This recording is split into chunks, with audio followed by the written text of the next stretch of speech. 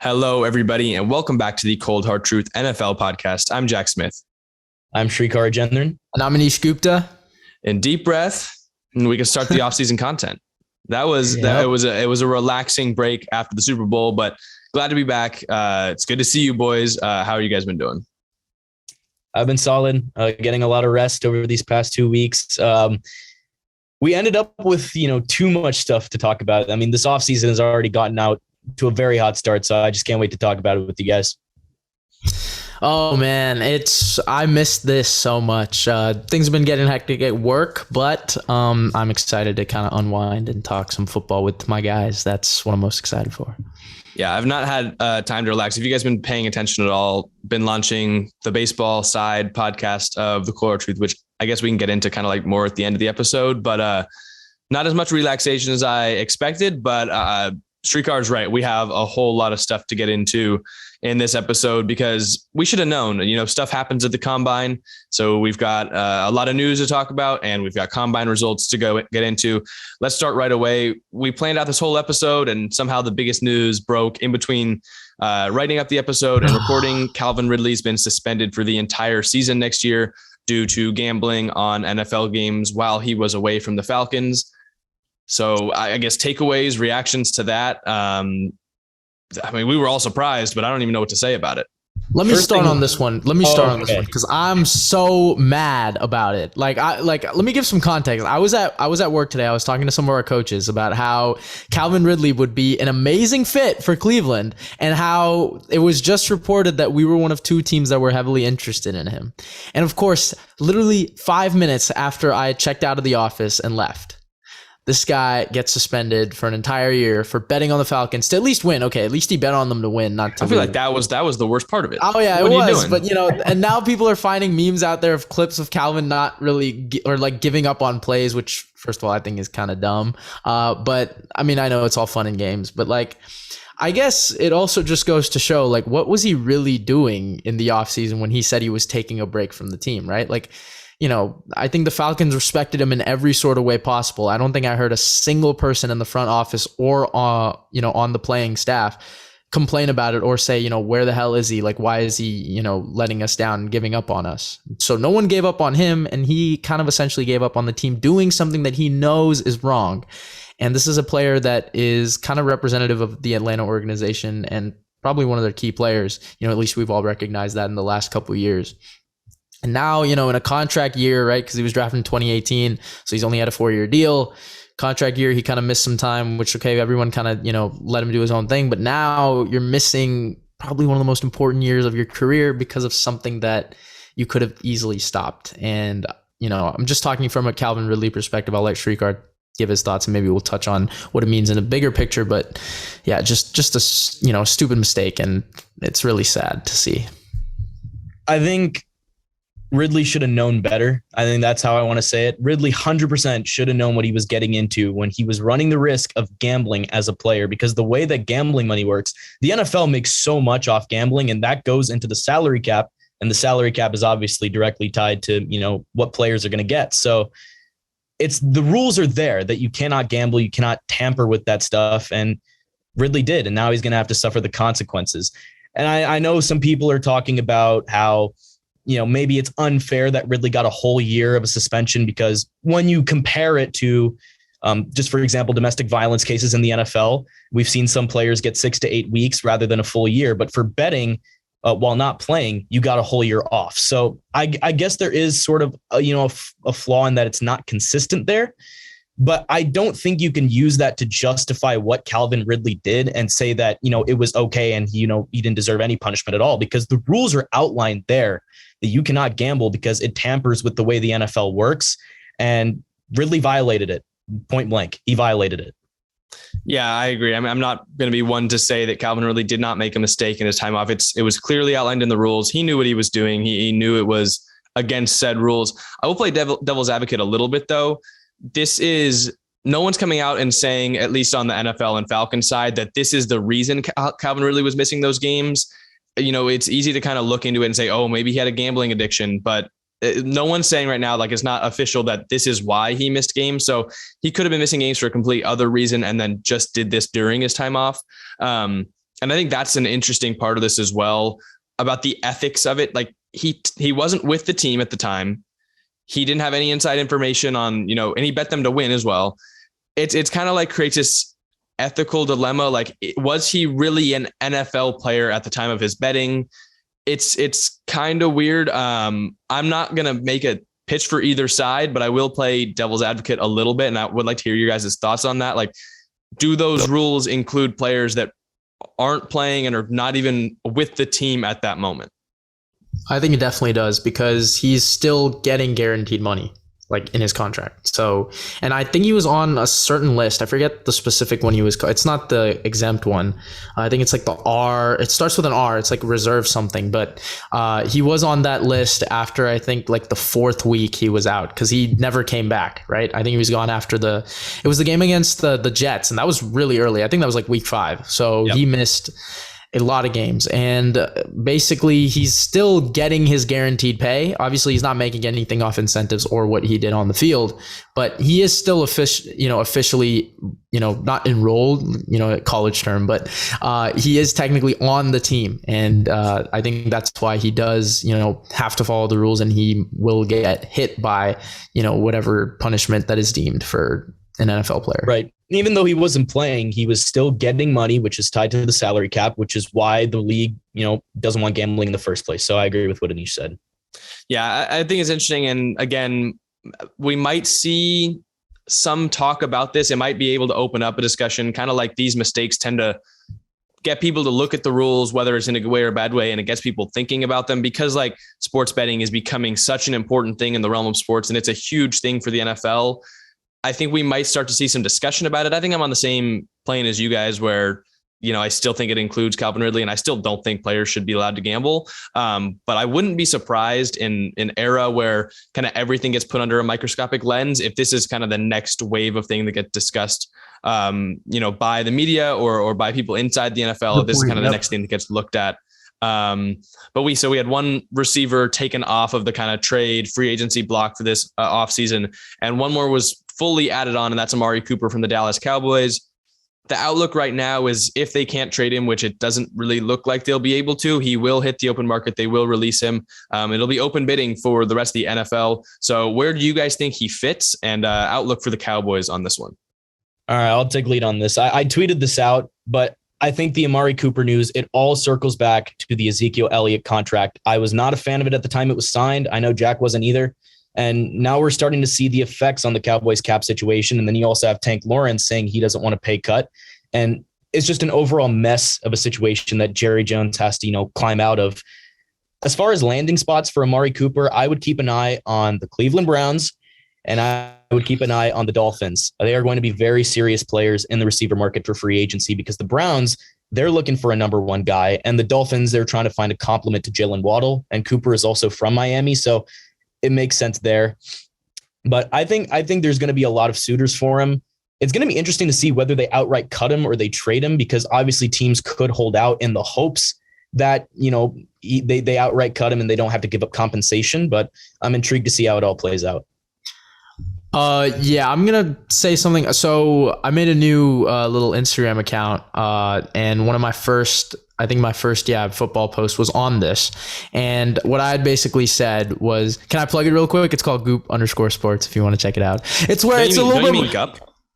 No, Goop. And it's more opinionated, so I can be a little bit more, ranty and do my little Anish rants on there. But what I talked about was similar to what Srikar was saying about the Zeke contract, but I think it also goes back to Dak Prescott, because the Jerry Jones and his front office were really indecisive about paying Dak. And since they waited, they ended up paying him about 15 to 17 more mil annually than they actually should have.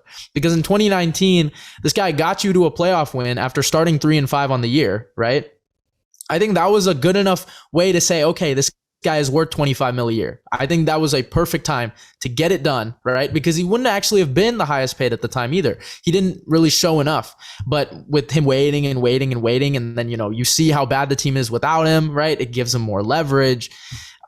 I think that was also another key factor in why Dallas is having these salary cap troubles right now.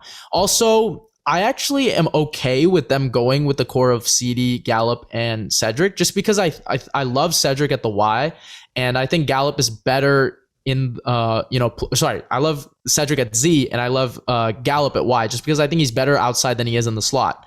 And I think CD will also be better as a number one than Amari Cooper, just because as much as Amari Cooper is talented, he does kind of come short sometimes, especially on the road. We've seen that. But you can't deny this guy on the field still produces like a top 10 to 15 wide receiver. So I would say, also to Srikar's point about how teams might hold out waiting for a release. Well, they kind of have to release him now because that his cap hit is going to be fully guaranteed by the start of the league year. So I think it's the full 20 mil. I think the Cowboys save full 20 mil by June and they save 16 mil by March. I think they just cut ties and save the 16 by March because you want to still have a play at free agency. So in terms of teams that are going to fit, I would say, the Browns would be a pretty good fit. Miami, I agree with you because they have to get rid of Parker and Fuller. The Bears is another one that I would look at, and the Saints. Those would be my four. I think New England deserves, their name tossed in there as well because they're obviously looking for a number one wide receiver, kind of looking to recorrect the mistakes they made last offseason, just kind of signing a bunch of guys to be number two, number three options. I think Amari Cooper would slot in well there, whether they want to take on that big of a hit or sign him for what he might cost after last offseason, how much money they spent. I don't know about that, but I think it's an interesting look at the Cowboys because I think we all know they shell out some contracts that are just kind of undeserving. You look at Zeke, but also you look at Amari Cooper when he originally signed, and I think we all thought like 5 years for what was it, 105 million or just straight up 100 million. It was kind of expensive for Amari Cooper at the time. We were like, he's good, but he's not a transcendent wide receiver one. And then the Dak contract came and you come into the offseason and you're thinking, okay, well, we might lose Randy Gregory and Dalton Schultz and Michael Gallup.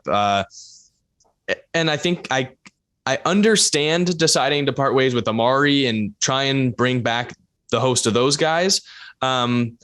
But I think there's no denying that the Cowboys put themselves in this hole with the contracts that they shelled out. And I think it's a terrible reflection on the team building that they had. And it's also a further signal that this last year was their year. Like that was the culmination of everything they put together. They needed to win last year. And the fact that they didn't, it just sets them up for tough sledding down the line. And they're having to make tough decisions like this one.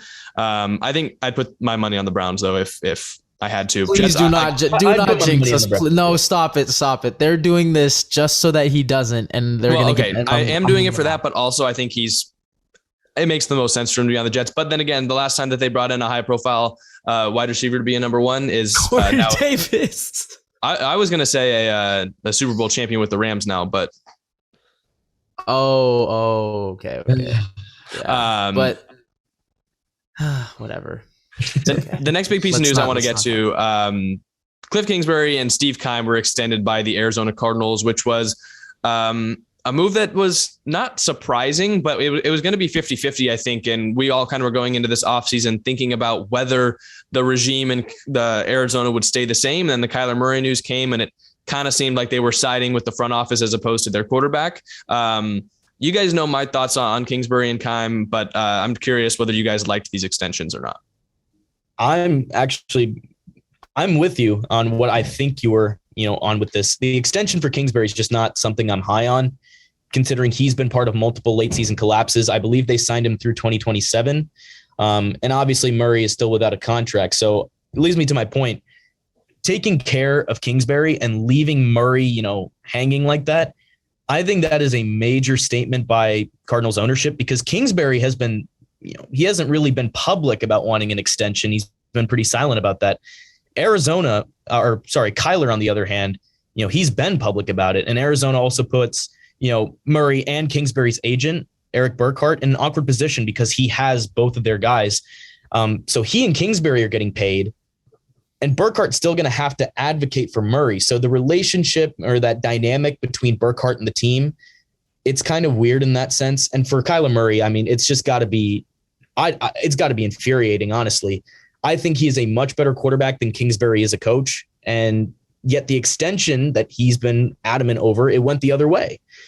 But I'll say this, maybe this is the start of Arizona paying everyone, but I don't know, for some reason, it feels like something fishy is going on. It might be just me, but it's kind of weird.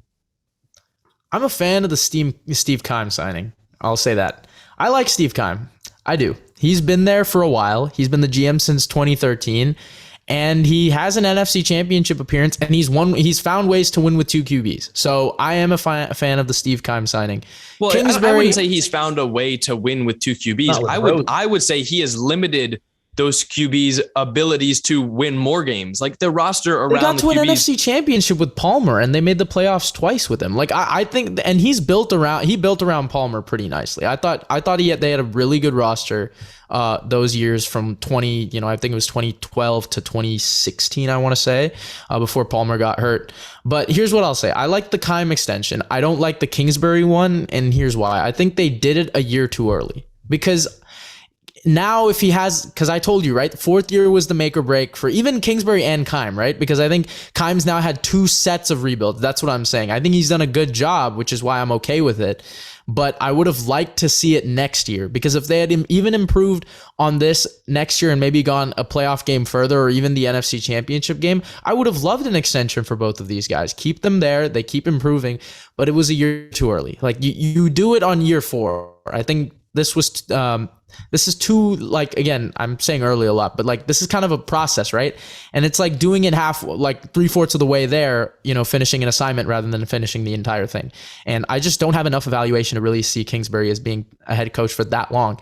And to kind of commit to him like that, I know what you guys are saying in terms of narratives with Kyler Murray, but I think there is something there, and obviously the media is going to make it out to be like that. But I also just think it's because, Keim has done a good job again with 2 sets of, rosters, and Kingsbury at least has gotten better every year. So that's kind of the reasoning behind it. Again, like I said, fan of Keim, not fan of Kingsbury. Am I wrong to think that I wouldn't pay Kyler Murray an extension yet? I think now with the souring relationship that they have, you feel pressure to do it. But like 3 years in without winning a playoff game yet, and in the one that he has played in looking pretty bad, I don't know. I don't think I would pay Kyler yet. Like, obviously we believe him to be, one of the better young quarterbacks in the league, but is he deserved of, a contract this early? I don't know about that. And it's not only the playoffs, it's also injuries. True. He hasn't been, the most healthy quarterback there. So good point. They've also found ways to win games without him, right? Yeah. So, I mean, well, at least this year. Last year they couldn't, but yeah, especially at the end of the year. But that also gives, I guess, Kingsbury and Keim credit, right? So you got to look at it in some way, shape, or form. But you're right. Like, I think everyone's just looking at Kyler Murray's insane talent. Don't get me wrong; he's an undisputed top 10 QB. I think everyone in their right mind will have him there. But you're right. Like, some quarterbacks just maybe can't get you to that big game. And remember, we had that episode where we had maybe, I think, 5 or 7 QBs, and we all put him up for discussion. Can this guy win you a Super Bowl? And I think Kyler Murray was there. And I think at the time we all said yes, if I'm not mistaken. But that can very well change in the next couple of years, especially because now we're seeing it. QBs young are just taking over the game. And if Kyler can't get there in an NFC that, again, is wide open, and you could argue he is one of, if not the best quarterbacks in the entire conference, then that's a bit concerning. Yeah. And I think the opposite side to what I was saying is you don't want to end up with a situation like Dak Prescott, where if he goes out there, they don't pay him this year an extension. He goes out and balls next year. He can ask for more money. And then they're in a situation where maybe down the line, they're cutting DeAndre Hopkins, or they're getting rid of, Isaiah Simmons, like someone like that, where they have money invested into him and they can't afford him or afford to extend them because they had to pay Kyler more. So it's a tough balance between having patience and, waiting it out and kind of trying to save money and, not being too hasty. And it's tough, but they got a decision on their hands. Not a big fan of the Kingsbury and Keim extensions, though, especially through 2027 is a really long time to extend Kingsbury. If it was a couple of years, maybe I'd feel a little bit better about it, but I don't know if that's the kind of same thought you guys had. Yeah, it's a long time process. It is a long time.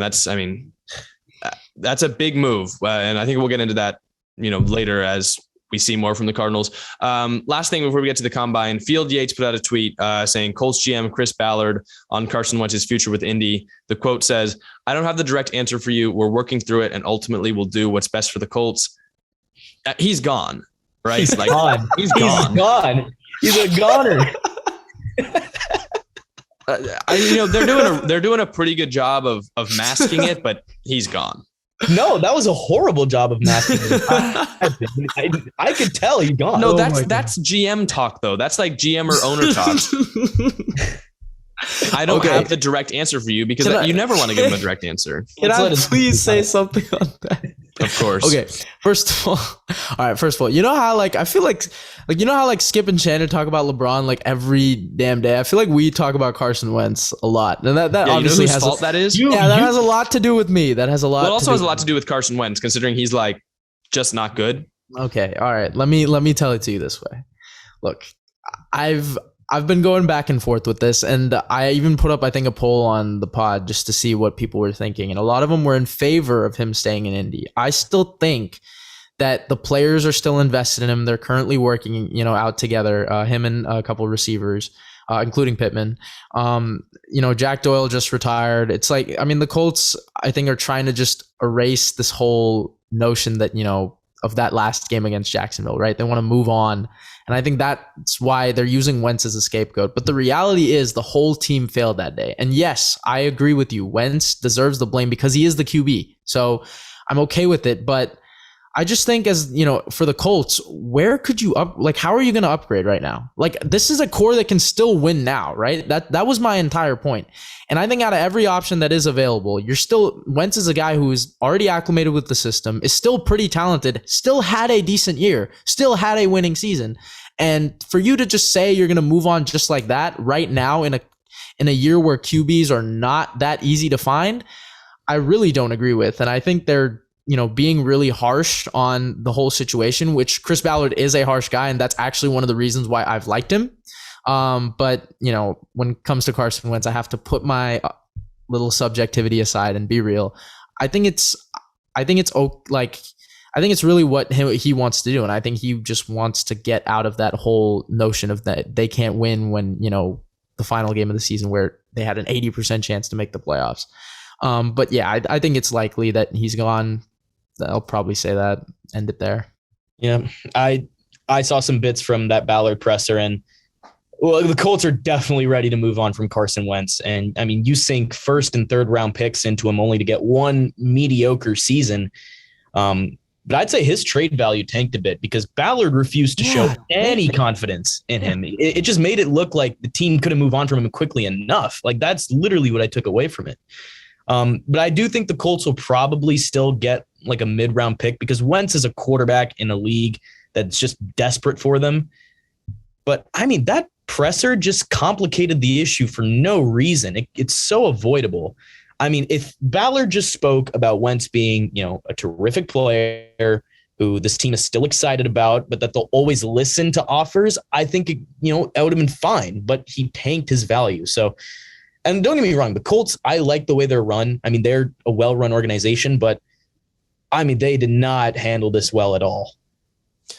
Anish, Carson Wentz or Jimmy Garoppolo? Who, if you're the Colts, would you rather have? Okay, you know what's funny? You know what's so funny? You know what's so funny about that? Oh my God. So obviously you guys know I kind of work with Berkeley Sports Analytics, right? And since I've defended Jimmy Garoppolo there, they asked me the exact same question. Really? Yes. They were like, who would you choose? And they were like, between your little babies, who would you choose between Wentz and Garoppolo? And I was like, are you serious? Right? I knew you guys would ask this. Jimmy Garoppolo. I think I agree, and I don't like either of them. That's a new low for Carson Wentz. I hate you guys so much. I hate you guys. Poetic justice. No, listen. Okay, let me finish that thought though. If I'm the Bucks or the Saints, right, and the NFC South is wide open, right, more open than it's ever been. You don't think with Carson Wentz either one of those teams could win it? I think. Okay, but how far are you going to go in the playoffs?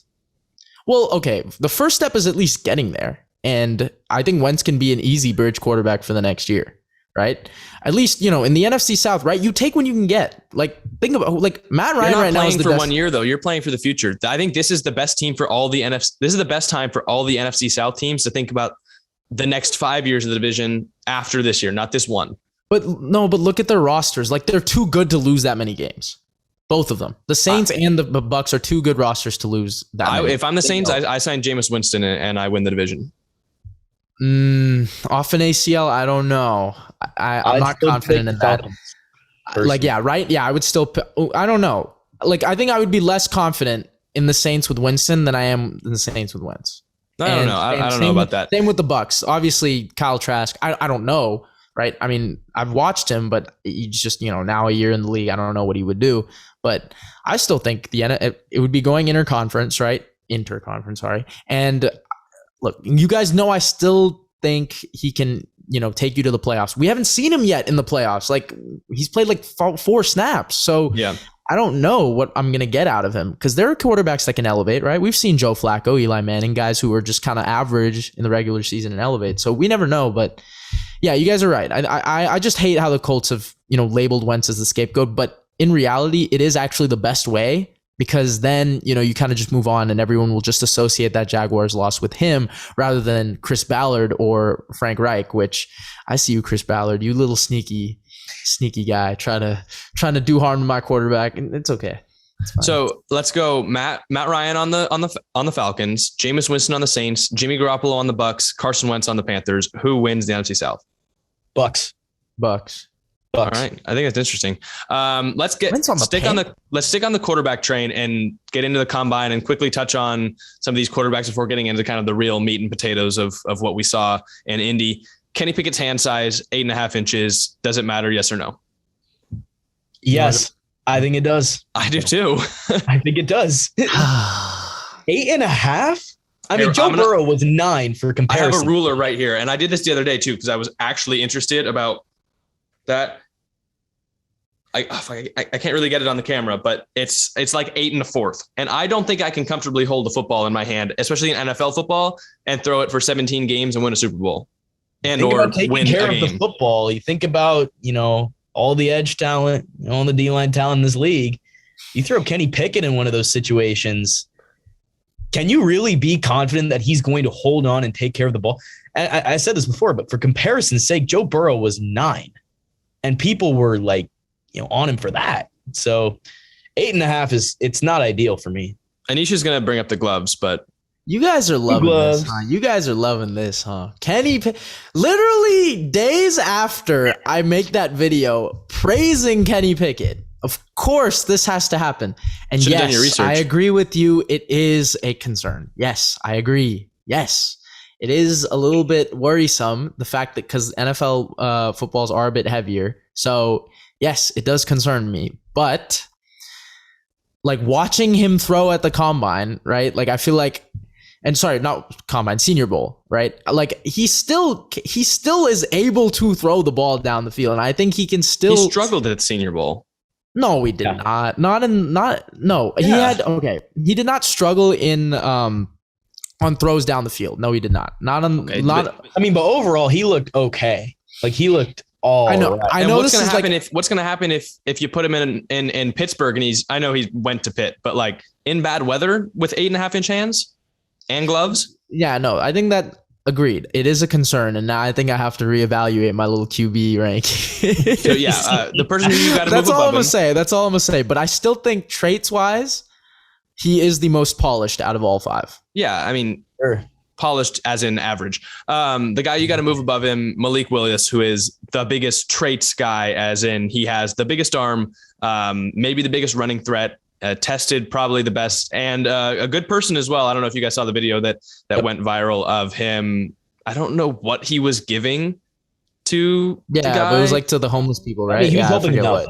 I don't know if it was clothes or food or helping him out. Didn't know cameras were rolling and it gets posted to Twitter. And now everyone's loving Malik Willis a little bit more. But I think the two quarterbacks that kind of really showed out at the combine were Malik Willis and Desmond Ridder. 2 guys that I don't think I have both of them above Kenny Pickett. Willis definitely have, probably cementing him at QB1 or QB2. I haven't fully divulged into my rankings yet. Okay. I guess I'll talk about Willis. He is going to be the first quarterback off the board in the draft. I said it during the Senior Bowl. I'm going to say it now once again. He has been so impressive, both in showing his ceiling, during the Senior Bowl, during the combine, and also just being great during interviews. From what I've seen, teams are saying he's a great kid. I think he has both the best athleticism and the best arm in this rookie class.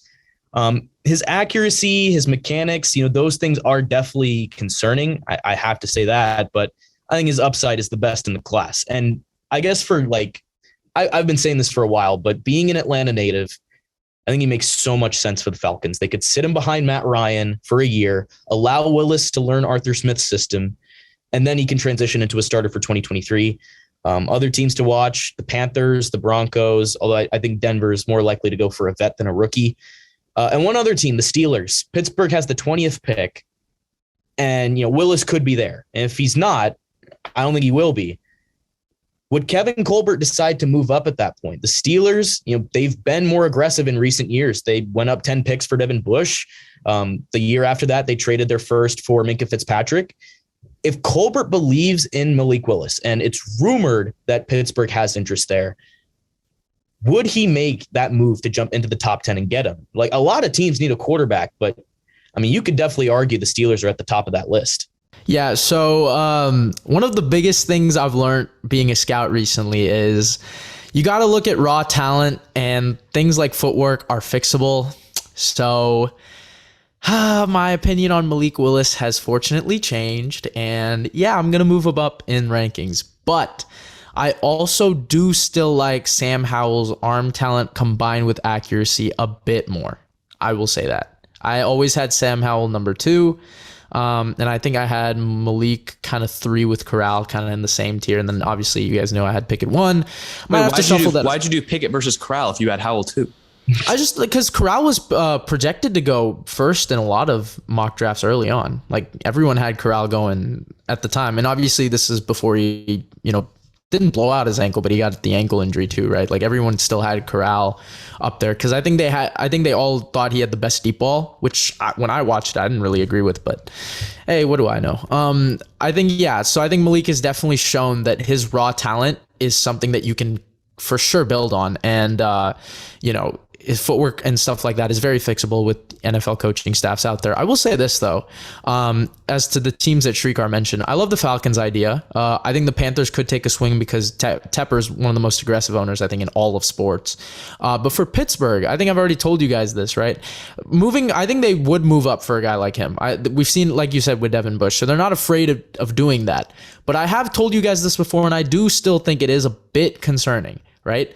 They do have homegrown offensive staff, and yes, they have worked with Ben for the last 17 years. I know you guys are saying they can adapt, but it will definitely take time, and I don't know if they would be able to fix everything that Malik has, if they have the capabilities of fixing his type of footwork, because he is a completely different prospect and player that Big Ben is, and Mason Rudolph. With that being said, though, I do trust Mike Tomlin. I do. He seems like, the number one reason I love John Harbaugh is his ability to adapt and change everything for Lamar Jackson. I have no doubt that A, Mike Tomlin would be willing, and B, he'd be able to make a change like that with Malik Willis.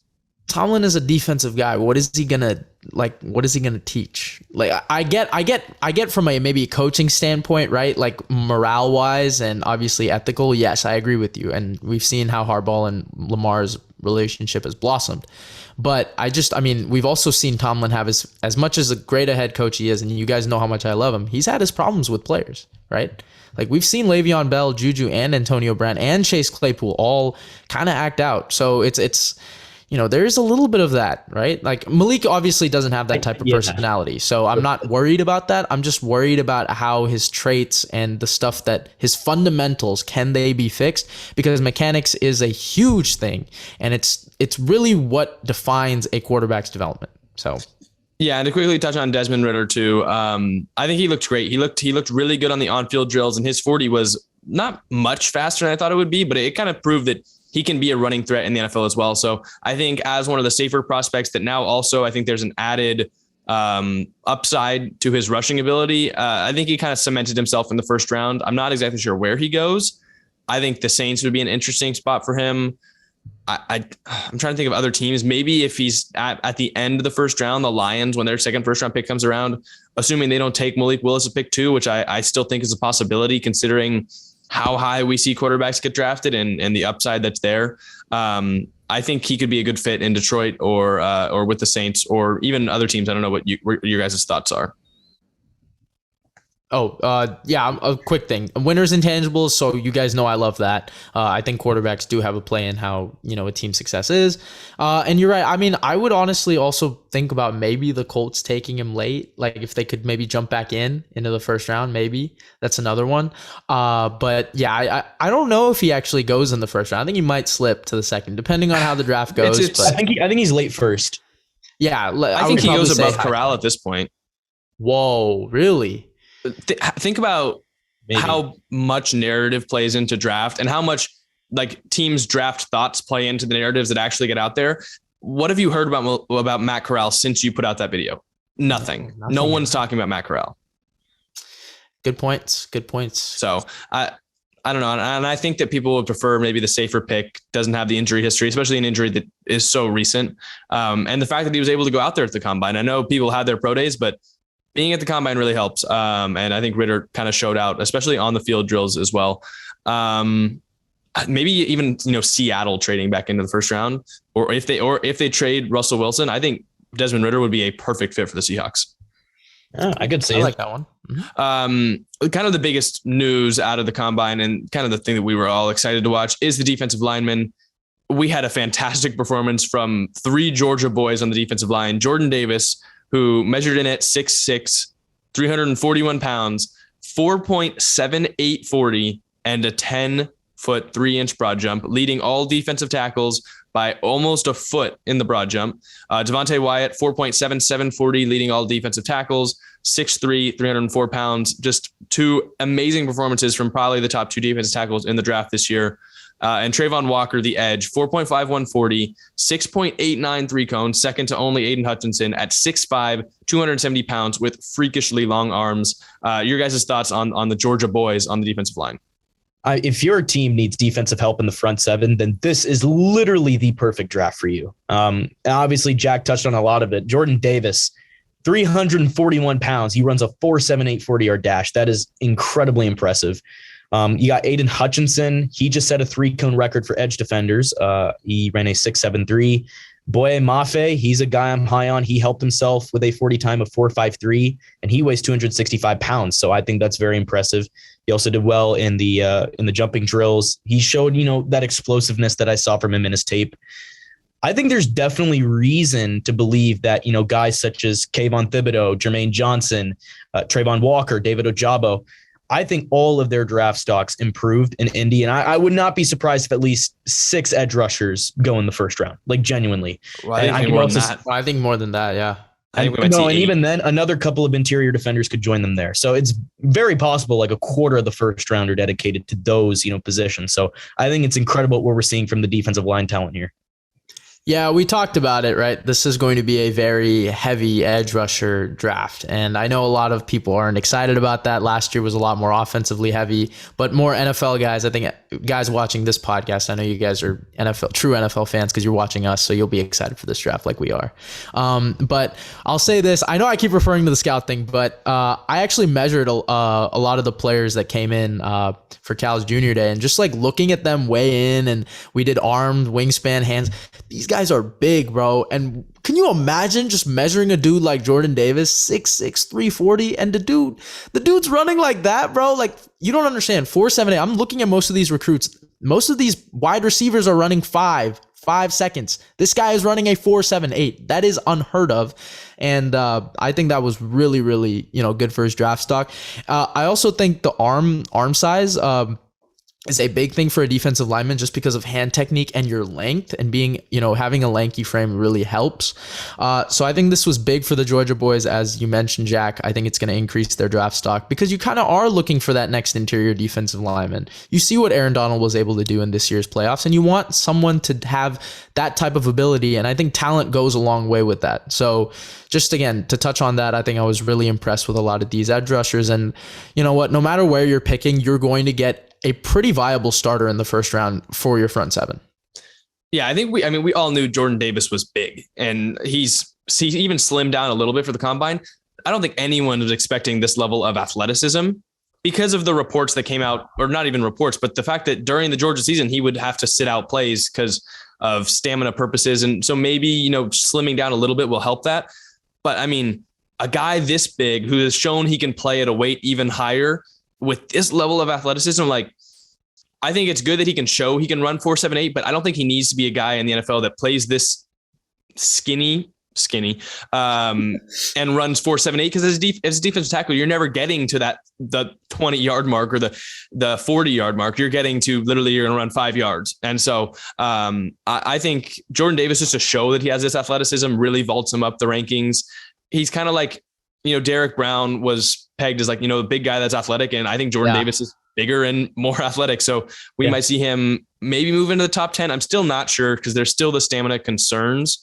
Like, just because you're able to run fast for 40 yards doesn't mean you can do it for this many plays in a row. So I think it's still interesting. Devontae Wyatt, I had been thinking about moving him above Jordan Davis, kind of as D tackle 1 before the combine. He had a fantastic combine and was still somehow overshadowed by Jordan Davis. And Travon Walker, who's the guy I think I've been highest on. One of my guys, I would say, in this draft class, even going into the combine. I can pull up the text that I sent you guys before the combine even started, because I wanted to say, like, before he runs his 40, I want to like kind of stake my claim that I'm high on Travon Walker. Let me see.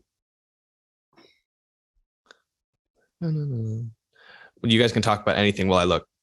Yeah, let's talk about how Carson Wentz is just, getting wrong. Now, here we go. Saturday at 12:12, I said, by the way, I expect Travon Walker to go in the top 10 after the combine, and I want him on the Jets very badly.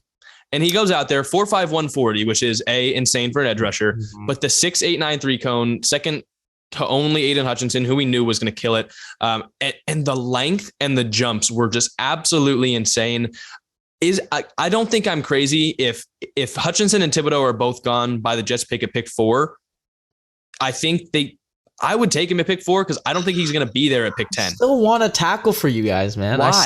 I still want one. Look, I think George Fant is a better option to play tackle, and you have one of those guys at edge than kind of not having a true scary edge than having. I mean, I'd like to pair it with Quinnen and see what you guys have, but I'm torn. I think we'll see. Let's see as more time develops. But I do like again, all these edge rushers in the draft, and I think even because I know who you want at 10. His name rhymes with Boss. Well, there's Marner. There's two guys I cannot decide between at 10, so it'll be who's there. Yeah. I don't like the idea of a tackle over because this is an edge class. This is when you grab an edge. And I think this is like, there will be tackles in every year. I don't think we're going to see an edge class. That's why the Browns have been mocked Jordan Davis, like by Daniel Jeremiah, more than once. And honestly, if we get, for example, Amari, I'm not opposed to it. Right. Yeah. So, and Srikar, you said 6 edges. I think we could kind of try and flesh this out. Hutchinson, Thibodeau, I think Walker and Ajabo are pretty solidly. Jermaine Johnson. Oye Mafe, I think, makes it in. I think Arnold Ebiketie out of Penn State makes it in.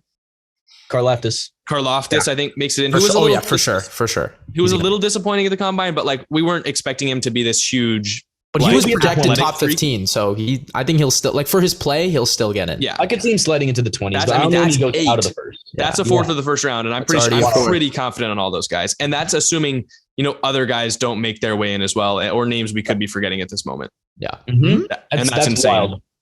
That's very wild. So I would say that's why you grab an edge this class, because there's just so many of them, and there's going to be great ones in the second round too. Because there's a couple of edges that we got to talk about. I think one more. Well, I can just include him now. I had him in other standout numbers, but Amari Barno, the Virginia Tech edge, a 4.36 40 and a 37-inch vertical with a 10-foot 11-inch broad at 6'5". Bro, how is an edge running a 4.36 40? How is it? Bro, that's faster than Chris Olave. Like, that's faster than Garrett Wilson. I mean, that's faster than Sauce Gardner. Yeah, I refuse to believe, dude. I'm telling you, these records, like, I think people are, forgetting to realize the NFL, like, skilled players are becoming more and more skilled, more and more sound in their game, right? Nutrition, stuff like that, right? Training. Bodies, yeah, right? Like, they're becoming better and better athletes, and these records are just meant to be broken. And imagine having to stand in front of Jordan Davis at that 341 pound 6'6" running at you with 4.78 speed. That must be the most. That's like, if you look up nightmare in a dictionary, that's what you're going to get. He could throw me like a javelin. Let's just keep it at that. Yeah. To reference for his size. Holy crap. let's get to the wide receiver class because it was an interesting group of the combine. We had some guys like Drake London who you didn't perform in all of the drills. He was able to get measured, but waiting for the pro day, get better out of his injury to be able to do the testing. But there were some standout numbers. Tyquan Thornton, we thought broke the 40-yard dash record, but it turns out these unofficial times, man, in Indy, they were bad this year. Ends up being at 4.28, 6'2", 181 pounds. Definitely boosted his stock, but unfortunately, we didn't see the record broken. Yeah, I don't know what You know what I'm more disappointed in? You're obviously. I know what you did. We'll get to. I mean, we can touch on that one right now. Chris Olave was a kind of a subject to that same unofficial number, 4.26. I was like, I did not think he runs that fast. He's a top 10 pick now. Like that was that transcendent of speed, and then gets knocked to 4.39 when the official times come out. I was so happy with that. I was beaming in class. I saw it and I was like, dude, like, because I remember there was like this one TikToker who like was just absolutely just bleeping on Chris Olave. He was like really criticizing him, and this dude runs a 4.26 because it looks like literally on some of his routes, it literally looks like he's like not even running full speed, and he's still getting by these guys. So I wasn't that shocked at the 4.26. But yeah, I mean, how do you mess up the time that bad? This is like guys draft stock that really was could have moved, as you said, 10 or more picks. Cause I think a lot of people have him, 18 to 20 to like the Saints right now. So.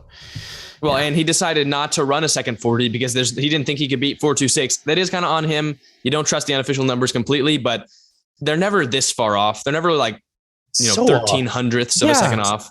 Yeah. So it was very weird. Some other notable numbers. Sky Moore, I think, had a really good combine, boosted himself maybe to the back of the first round, 4.4140, and then 10 and a quarter inch hands for a guy his size.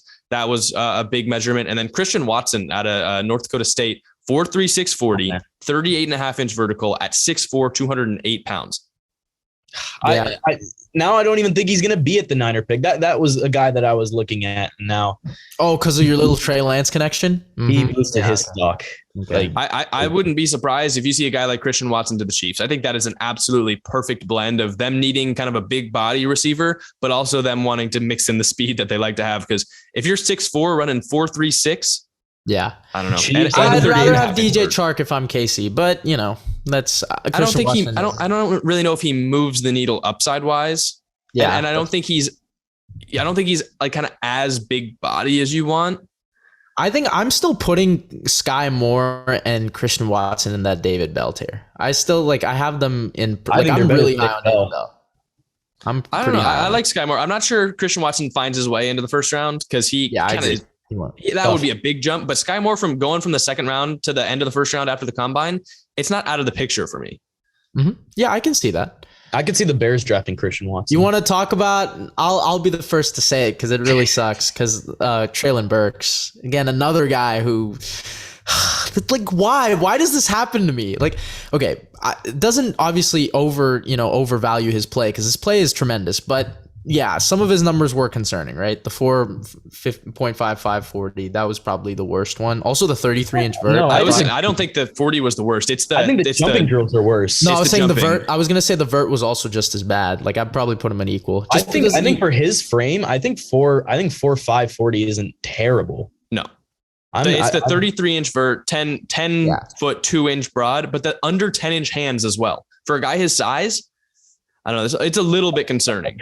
And he still makes, because I think, I know, look, I like the AJ Brown comparisons. I just don't want people to keep using the same one. But yes, he does play like that. I like the AJ comparisons more than the Debo comparisons. I think this no one's like Debo, but I think I can see what they're saying with AJ Brown. If you watch his tape, he's not a guy that actually, despite his size, they didn't throw that many deep balls to him. He was more of a guy that they used in RPOs and bubbles type things, right over the middle. That's kind of that's what people think that's what people think Treylon Burks can be.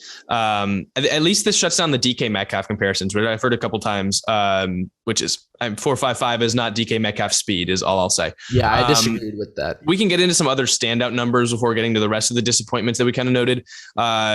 Kalen Barnes, I don't know how to pronounce his first name. That's on me. The Baylor cornerback runs a 4.23 40, sets the DB record for the 40. Tariq Woolen, UTSA cornerback, 4.26 with a 42-inch vert at 6'4", 205. We mentioned Amari Barno. I'll kind of like go through the names and we can see who we want to like stick on and talk about. Sauce Gardner, 4.4140, which is a fantastic time for him. Best time ever actually for a cornerback with over 6'2" and arms over 33.5 inches. Breece Hall and Kenneth Walker run 4.39 and 4.38 respectively. And then Jelani Woods, kind of an under the radar University of Virginia tight end, 4.6140 and then 24 reps on the bench at 6'7", 259. Kind of a standout day, might move him into that middle of the pack tight end mid-round kind of guy. I think with Breece Hall and Kenneth Walker, I think they certified themselves as running back 1 and running back 2 respectively. Jelani Woods, this was a guy that early on was, making the first type of waves at the combine. I think he boosted his stock the most out of the tight ends in what's perceived as a weak class. I think he helped distinguish himself a little more. So those are, 2 points that kind of stood out to me. I like the Tariq Woolen one because me too. He's like a 6'4" corner, right? First of all, you don't see many of those. The best like tall corner we've had is Richard Sherman, and he's 6'3", right? In the last decade or so. So you really don't see guys of this size play DB just because of the amount of lateral quickness and kind of instincts you have to have. And for someone of that size, it's really hard to do that. Who knows? Maybe this is a sign of things to come for DBs in the future. But yeah, I was astonished by those numbers.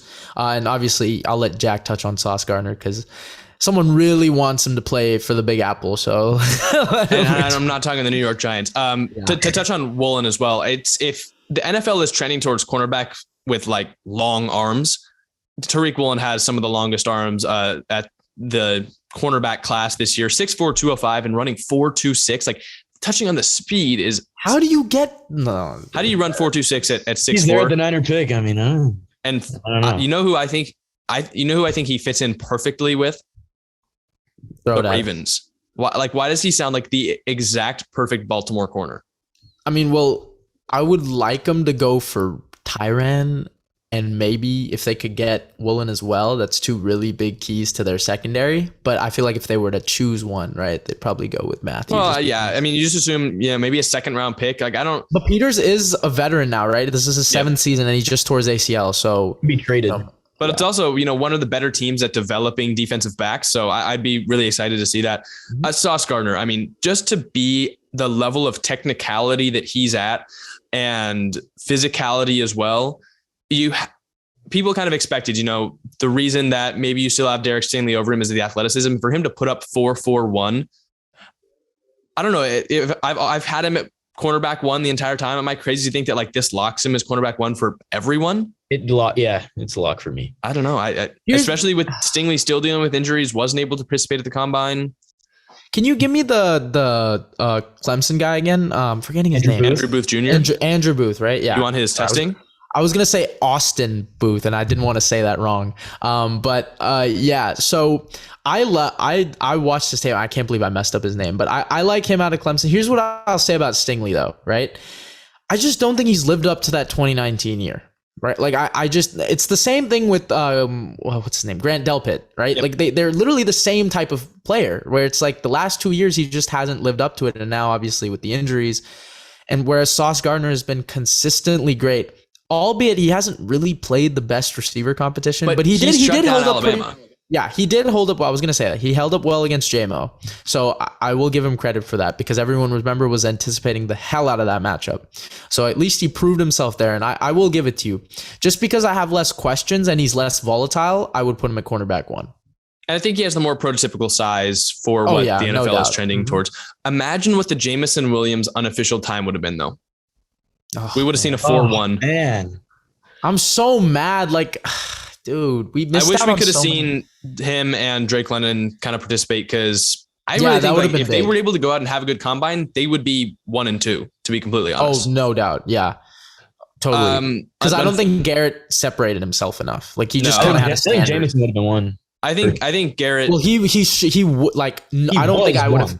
He would have been 1 without the injury. I think we can all agree on that. Yeah. And I still think he can be 1 with the injury, but I think he can be the first one off the board. Like not the consensus wide receiver 1 going into the draft, but I think, we've seen that in someone's kind of 2 straight years now because Jamar Chase went off the board first, but Jalen Waddle going before Devonta Smith was a surprise, and Henry Ruggs going first ahead of Judy and Lamb was kind of a surprise as well. So teams value speed. We've heard that he's ahead of schedule on his rehab. So that's good to hear for Jameson Williams. it can't be like all good things though. We got to touch on some disappointments. We mentioned Treylon Burks, but Kyle Hamilton running a 4.59 40. He played well in the other drills, but I don't know, 4.59 it's definitely slower than I was expecting to. Same with Devon Lloyd, who ran 4.66. Two guys that were slower than I expected. Yeah, those ones hurt me like a lot because those are two guys that I really loved. Like I was telling you guys about Devon Lloyd, even like people on our scouting team just absolutely loved his, frame, size, and play. So to see that really does hurt because you want a guy who can go sideline to sideline and a 4.66. Obviously, again, these 40-yard dashes aren't truly indicative of your play, but it does give some type of indication like, okay, you would like to see them run for something that you can prepare for and really hone in on in terms of true speed. And same thing, with Kyle Hamilton, a guy who was known for being a ball hawking safety that could move laterally, right? 4.59 is a bit concerning, but I still like these two guys to go in the first round. And I still like those two prospects from a football perspective. But you're right. These numbers I raise an eyebrow, but nothing more than that. Yeah, I don't think Kyle Hamilton's stock is going to change very much. I still think, he could still be that, top 10 sort of guy. With Devon Lloyd, though, especially with how he did in drills, I think it helped Nakobe Dean a little bit. Yep. But as of right now, I've been watching both of them. I mean, it's pretty hard for me. I'd probably go Devon Lloyd. But there is a lot to like about Nakobe Dean's game, except for his height, really. But I mean, it helped Nakobe's stock that Devon Lloyd did bad, which is kind of weird to say. Yeah, I just think with Hamilton specifically, like, yes, he can be a top 10 guy, but I think the buzz of him going 3 or 4 or 5 I think that's going to kind of wane a little bit. He'll be more towards the second half of the top 10, if in the top 10 at all. Lloyd was interesting because he was also like stiffer in the drills than I expected. So he didn't look good, like exactly. Not didn't look good, but he didn't look as good as I expected. So maybe there was something up there. You never know. We saw like Cincinnati's Myjai Sanders was dealing with sickness and lost like almost 20 pounds and ran way slower than everyone expected him to. So you never know what people are going with. I think Lloyd is a better player than that because it just doesn't like with the combine. I think you look to just check off a box to say, yes, that looks like it does on tape. And I think some of these guys like Treylon Burks, like Devon Lloyd, like Kyle Hamilton look faster, look better on tape. So I think more of the combine is used to elevate your stock. I don't think you can really fall because of the combine. Because it's simply just to verify measurables. The NFL want their trustees to verify these things because you see, college coaches do make up some stuff. They do, and it's easy to look at all the way down to the high school level. So they just kind of want to verify stuff, right? And it's measurables and medical evaluations for the most part. Yeah, well, and then the interviews. Yeah, it's easy to look at the 40 times because that's really what the media gets a full look at, as opposed to medical and the interviews. And obviously everyone gets to look at measurables, but not as many people know kind of what they mean to teams, where it's easy to say, Kyle Hamilton ran a 4.59. So we're just saying these are not disappointments as in we're disappointed in the player, but just not exactly what we were expecting. And the last one was Kyler Gordon, the Washington corner that was supposed to be like pegged as this athletic freak, and that's why you want to draft him. Maybe he sneaks into the first round and then runs a 4.52. So maybe we got to go, like, people have to go look back in the tape at that one. Are there any more notes that you guys want to talk about the combine? I don't think so. I guess I'm surprised we didn't hear much of Corral, but that's also because of his injury. So yeah, I guess that's. Do you think you could make more mini basketball shots than Sam Howell did for the Eagles? Yes, I think so. That was funny, but it's also showing like the Eagles. 2 out of 5 is not bad, but I mean, obviously it is a mini hoop, so that's true. Maybe you never know how the ball bounces on those, but it's interesting though. The Eagles looking at maybe a guy like Sam Howell. And not maybe Hurts. It could be all smoke, but yeah, please Eagles, don't do this again. I mean, like Hurts at least has made come on, dude, like build, please show some confidence for once. Like. This team didn't from the pressers. They sounded confident in Hurts, but who knows? Yeah, if they take Sam Howell, I will riot. I will be pissed. One for Howell and 2 for Hurts. I will be mad. They were taking the opposite Chris Ballard approach, saying they were confident in him. Maybe. Who knows? I don't know if you guys can tell. I don't really want this episode to end. It's kind of a sad. Just say I know. Hey, we missed you guys. It's been a long 2 weeks since we've been out, but trust me, content's only going to start flowing in. So. And if Wentz goes to the Bucs market, It's like I was saying it's sad because content's gonna be coming kind of just from you too. Yeah. Oh my God. Yeah. Oh yeah. This is technically the last episode. Like Jack will be on consistently. So consistently, I will obviously. I since I'm still. I mean, it's not like I'm leaving Cold Hard Truth as a whole. Which, if you guys haven't yet, you can go check out the first couple episodes of the baseball podcast, the Double Play podcast that I'm doing with my friend and now, I guess, part of the Cold Hard Truth family, Ryan Donahue. But I'm gonna be full time on that one, and we explain it more on that episode. But this is kind of my last episode as the full-time guy on this one. It's been since October 2019. That is such a long time ago. It just feels like, and everything. Don't make me sad out here, man. Don't make me shed a tear, Jack Smith.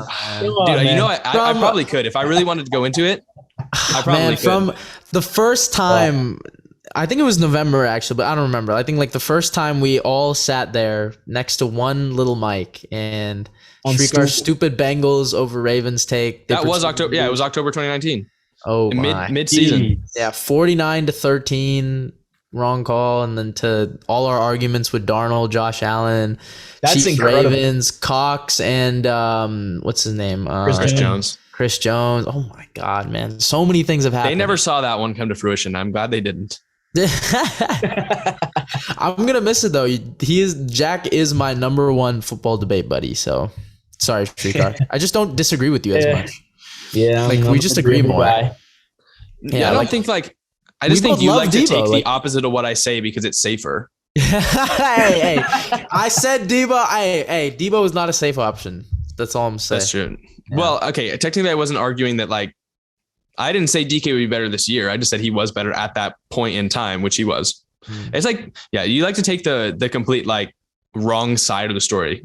I can't wait when Baker Mayfield gets good again, and it's bittersweet, but we'll have Jack on for the bigger. Oh yeah, we will. We'll see. I don't want to miss draft content. I think you guys can tell by the way I was talking today. Like I'm excited still for this draft class, and I'm not gonna just forget about football. Yeah, it's not like we're kicking him off. Like this guy can come on whenever he wants. You guys should just say you're kicking me off. Nah. For clickbait, like yeah, but and I'm also sorry, you guys. You're kicking Jack off. This is why. Yeah, I'm sorry if the video quality suffers too, or the thumbnails, aren't quite as good. Content planning. I'm holding it down. I gotta teach these two how to do it. I'm gonna miss coming on and talking with you guys every week, but I'm gonna be super excited when I do get to do it, and I know you guys are gonna do a great job. And fans, show them some support because it's gonna be tough without me. It's gonna be hard for them. It will be. He's gonna hold it down in baseball though, man. Go Golden Bears, best team of the Pac-12 over there.